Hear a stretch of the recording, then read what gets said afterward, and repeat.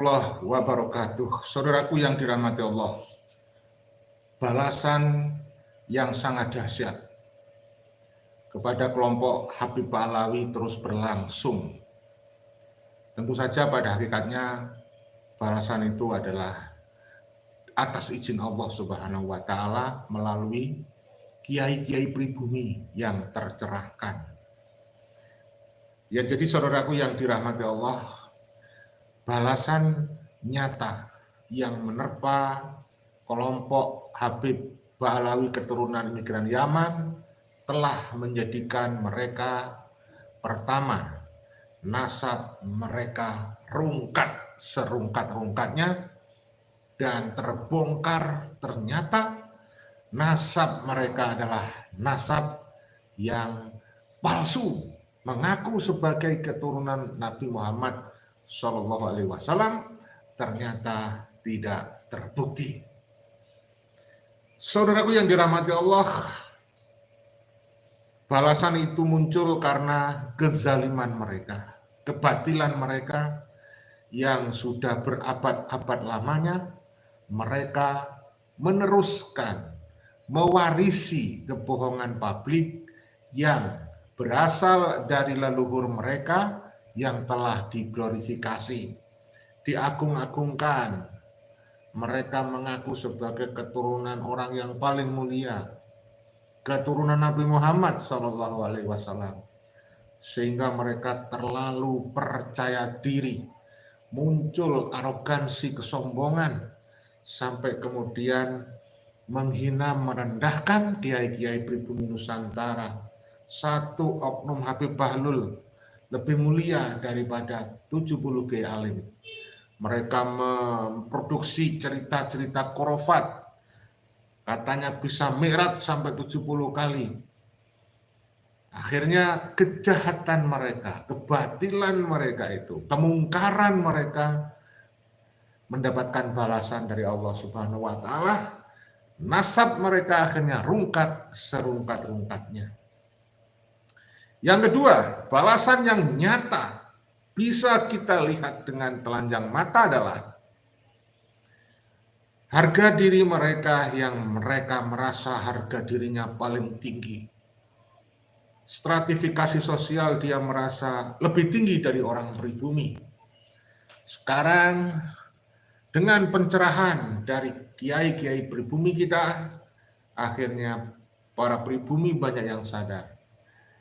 Para muhibin banyak yang sadar. Budak spiritual banyak yang sadar. Dan menjadikan harga diri, kehormatan Habib yang selama ini diglorifikasi, dianggap sebagai keturunan orang suci, dan dia menganggap dirinya dijamin surga, sekarang remuk, redam, hancur sehancur-hancurnya karena terbongkar semuanya bahwa ternyata mereka adalah orang yang kita bisa bilang hina tapi tidak mau. Orang hina mengaku orang mulia. Waduh, mohon maaf, kenapa sampai muncul masyarakat menilai mereka itu hina? Karena mereka telah melakukan kebohongan publik, mengaku-ngaku sebagai keturunan Rasulullah, mencangkokkan nasabnya bukan kepada ayahnya. Jadi mereka mencangkokkan nasabnya kepada selain ayahnya. Dan itu jelas dilaknat Allah. Dalilnya sudah jelas dan viral. Kemudian mereka mengaku sebagai ahlul bait. Padahal mereka bukan ahlul bait. Mereka merasa punya imunitas, akan dijamin surga, bebas dari berbagai hukuman, baik di dunia maupun di akhirat.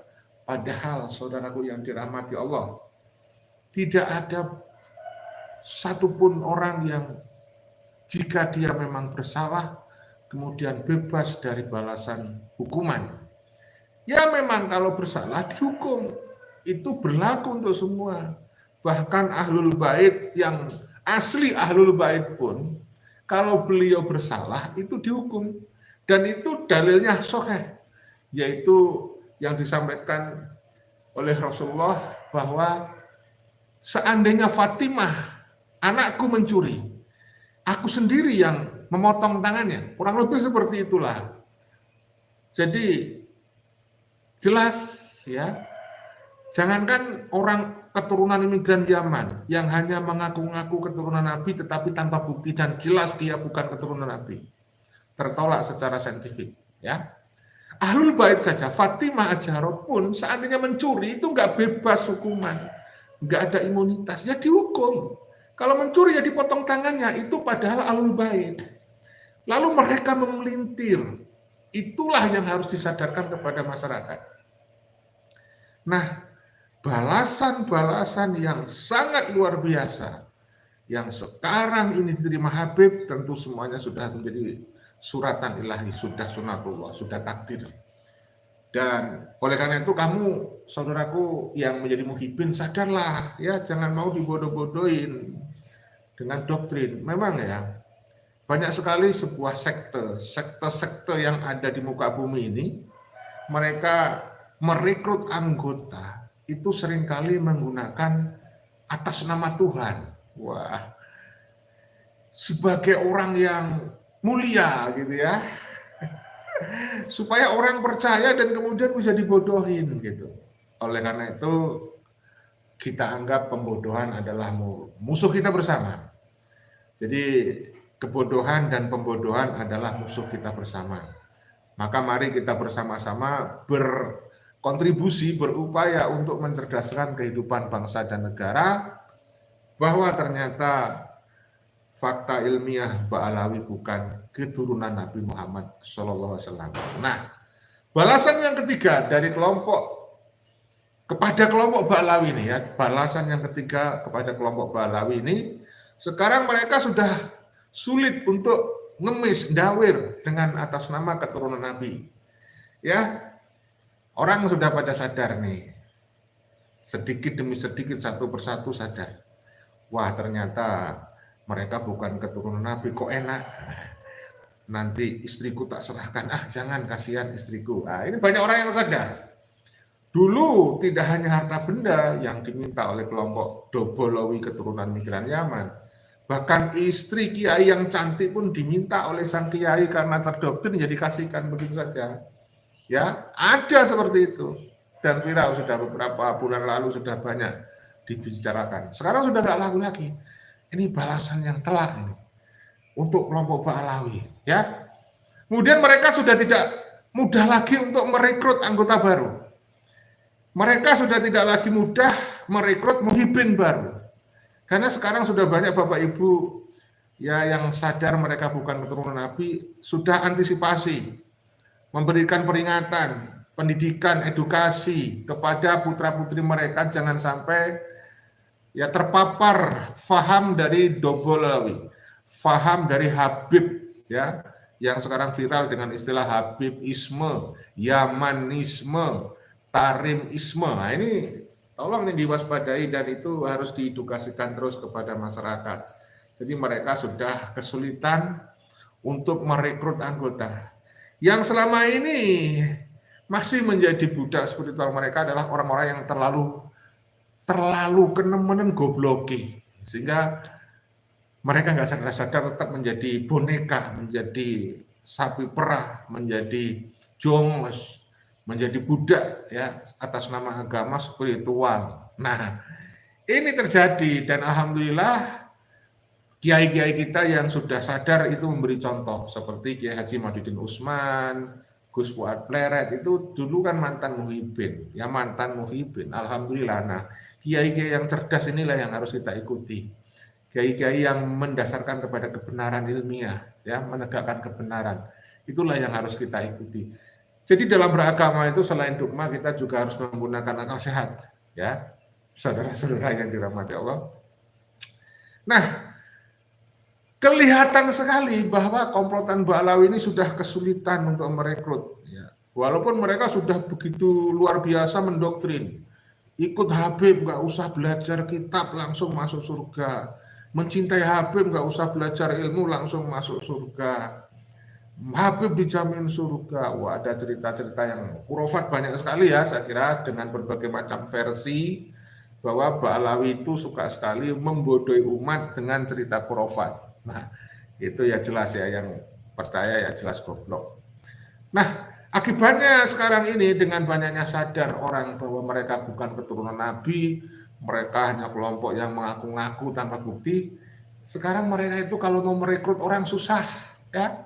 Buktinya si Rizik Syihab beberapa kali menggelar acara demo, ya, yang datang hanya segelintir orang, hanya beberapa orang goblok yang menjadi muhibin itu, yang sekarang menyebut dirinya sebagai Front Persaudaraan Islam.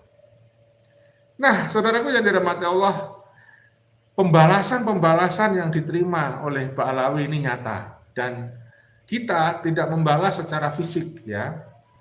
Kita tidak mau mempersekusi para muhibin, bertengkar dengan para muhibin, tidak mau. Kita terus pembalasan kita dengan cara edukasi. Dengan cara edukasi, menyadarkan kepada muhibin, ya. Bahkan terkait masalah lapor melapor. Nah, Gus Patlet kan sekarang dilaporkan tuh. Maka kami siap untuk membuat laporan baru. Kita akan membuat ya gerakan 1000 laporan untuk melaporkan klan Habib Alawi dengan berbagai macam persoalan itu. Dari berbagai macam Alawi itu kan banyak yang membuat masalah, itu akan kita laporkan itu satu persatu. Jadi pelaporan dibalas dengan pelaporan. Kalau mereka masalah perang fisik, wah tunggu dulu, kita nggak mau diadu domba, kita pakai kecerdasan. Nah ya, kita kelompok orang cerdas. Mereka kan Alawi itu dan muhibinnya kan kelompok orang goblok ya, bajingan. Jadi kita nggak boleh ngikutin mereka. Itu menurut Gus Dur paling tidak FPI itu organisasi bajingan gitu. Jadi jangan sampai kita seperti mereka ya. Orang goblok jangan sampai kita lawan dengan seperti mereka. Nggak ada bedanya dong kalau kita melawan seperti mereka. Kita melakukan pembelasan, kita melawan perlawanan dengan smart, dengan kecerdasan. Ya, dengan kecerdasan. Jadi jangan sampai kita itu seperti orang-orang goblok, misalnya itu korban KM50 ya, mohon maaf itu ya. Itu kan orang goblok saja itu, kasihan ya, astagfirullahaladzim. Jadi saudaraku, kalau mereka melaporkan Gus Fuad, kita laporin dengan 1000 laporan, itu ibaratnya begitu maksudnya. Jadi nanti kita sudah mengidentifikasi nih, kita sudah mengidentifikasi siapa saja Habib-Habib yang punya delik, ya layak dan ada pasal untuk melaporkan mereka. Ya, itu sudah kita identifikasi. Ya termasuk si Rizik. Kalau Rizik itu kan sudah ceto welawelo, sudah gamblang, sudah jelas ya kasusnya. Misalnya kasus Chat Mesum. Wah, ini harus dibuka kembali nih. Kita laporin itu, kita buka kembali. Kemudian penghasutan dan seterusnya. Nah, ini ya hati-hati nih. Ya, kita kalau soal begitu kecil tuh kita akan lakukan. Oleh karena itu mohon saudaraku bersabar ya. Perjuangan masih panjang, kita nggak perlu tergesa-gesa. Kita harus ya, sekali lagi kita harus melakukan langkah-langkah yang terukur dan terarah sesuai dengan aturan hukum yang berlaku ya. Jadi kita harus terus mengikuti instruksi apa yang disampaikan oleh pimpinan pusat Laskar Sabilillah, pimpinan pusat Perjuangan Wali Songo Indonesia. Kita tidak akan berseberangan dengan pimpinan pusat, kita akan selalu melaksanakan instruksi-instruksi yang disampaikan. Nah, ini ada sebuah penjelasan ya dari Sekjen, Sekretaris Jenderal PWLS ya, dari konten videonya Gus Fuad Pleret ya, berjudul 1 laporan untuk Gus Fuad Pleret akan kita balas 1000 laporan untuk Habib Ba'alwi ya, dari Sekjen PWLS Laskar Sabilillah. Kita simak videonya berikut ini ya. Nah ini. Waalaikumsalam warahmatullahi wabarakatuh. Salam perjuangan bagi seluruh rakyat Indonesia, khususnya keluarga besar PWI LS dimanapun Anda berada. Puji serta syukur kita panjatkan kehadirat Allah Subhanahu wa Ta'ala. Salam serta sholawat kita limpahkan kepada junjungan Nabi kita, Nabi Muhammad SAW. Sebelumnya kami mengucapkan minal aidin wal faidin, mohon maaf lahir dan batin. Selanjutnya akan menindaklanjuti apa yang menjadi instruksi dari Ketua Umum dan Panglima Tertinggi PWI LS, bahwa segenap lapisan, segenap rakyat akan membackup seluruh apa yang terjadi dengan Gus Fuad Pleret, perihal monyet. Di sini ada sesuatu hal yang menggelitik. Justru merekalah yang lebih banyak bukti-bukti dan fakta digital dengan kata-kata yang keji, hina, dan melecehkan. Dan kita sudah inventarisir dan sedang proses hukum. Selain dari kasus-kasus hukum yang sedang berjalan atas Rizik Syihab, termasuk dari chat mesum, karena umat Islam khususnya dan rakyat Indonesia menunggu keputusan yang ingkrah, butuh kepastian hukum apa yang terjadi. Kepentingan umat yang sampai dibohongi atau didramatisir. Kembali ke Rizik Syihab yang menyatakan perang. Di sini pun kita menganggap sebuah lelucon. Karena berawal dari harusnya pertanggungjawaban dari Rizik Syihab dan klannya Mbak Alawi untuk mempertanggungjawabkan apa yang sudah dikaji oleh para ahli kami. Semuanya mereka tidak bisa membantah, tidak bisa membuktikan secara ilmiah ataupun fakta bukti. Sehingga akhirnya keluarlah ucapan-ucapan provokatif. Inilah bukti ketidakmampuan mereka ketika dijajal untuk masalah pembuktian dan kebenaran.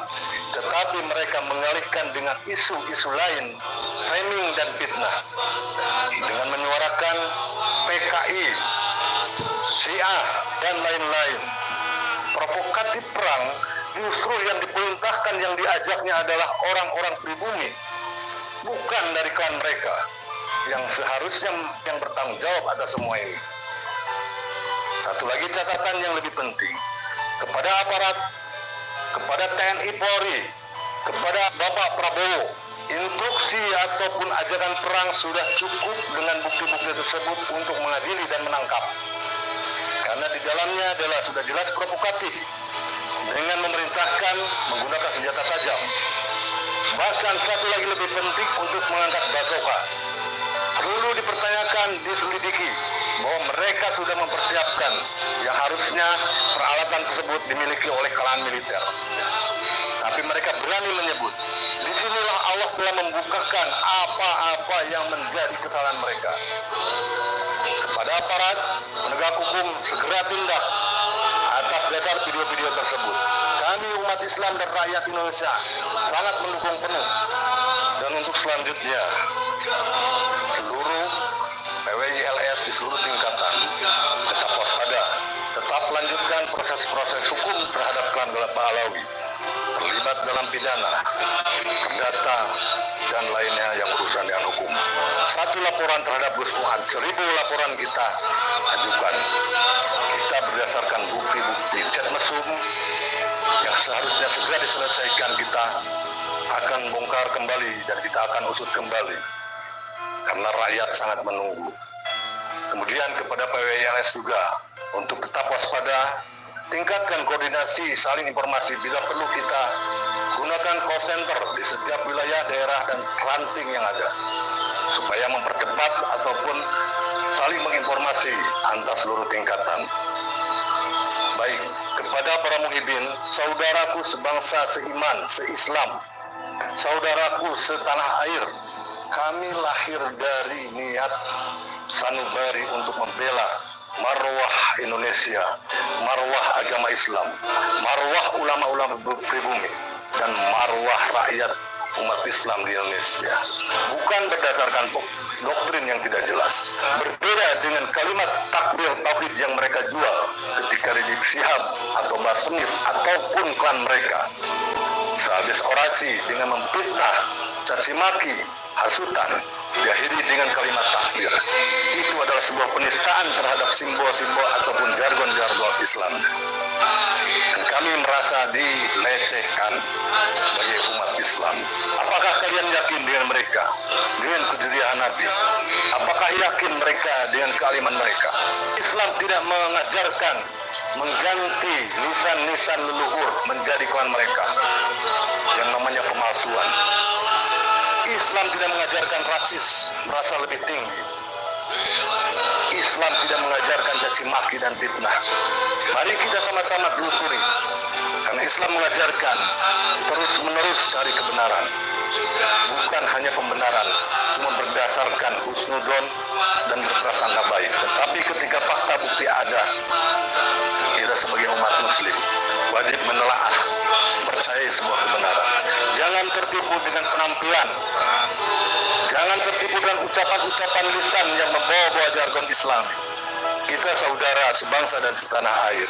Sepatutnya kita sama-sama menjaga marwah leluhur, marwah pribumi, terutamanya tanah air ini. Pemerintahan ini pun patut kita jaga.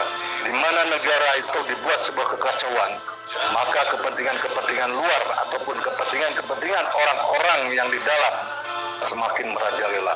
Ini yang kita hindarkan. Rapatkan barisan, berpegang teguh kepada ulama-ulama kita, adat istiadat kita yang notabene. Ya, saudaraku, kita harus ikuti instruksi dari Sekjen PWLS. Jadi kita rapatkan barisan, kita ikuti ulama-ulama kita, ya, ajaran-ajaran leluhur yang adiluhung. Tidak mudah sekali lagi untuk melawan doktrin Pahlawi yang sudah berlangsung berabad-abad lamanya.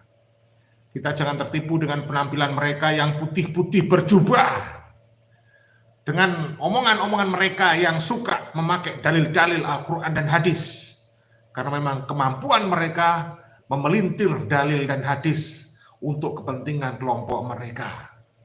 Kita nggak usah tertipu dengan mereka yang biasa meneriakkan takbir, mengatakan membela Islam, ya, membela untuk persaudaraan Islam. Itu semua adalah tipuan yang mereka gunakan untuk membodohi umat Islam. Dan tidak ada satupun ulama besar dari klan Pahlawi. Hal itu sudah disampaikan oleh Profesor Dr. Said Agil Sirot. Beliau sudah menyampaikan secara jelas bahwa tidak ada yang namanya ulama besar dari klan Pahlawi. Yang ada adalah mengaku-ngaku sebagai ulama atau diulama-ulamakan oleh para muhibin yang sudah terdoktrin dan terbodohi. Sehingga orang seperti Rizik pun disebut sebagai ulama. Padahal Rizik itu tidak memenuhi persyaratan sebagai ulama. Bahkan orang sekelas Rizik Syihab pun disebut sebagai imam besar umat Islam. Padahal saya sebagai umat Islam tidak merasa Rizik itu adalah imam besar saya. Sehingga ada pengakuan juga yang namanya keturunan asing, warga negara asing, yang bernama Habib Idrus bin Salim. Ya, selama dia hidup adalah berwarga negara asing. Baru diajukan oleh pewarisnya, ahli warisnya di tahun 2004 dia baru dapat.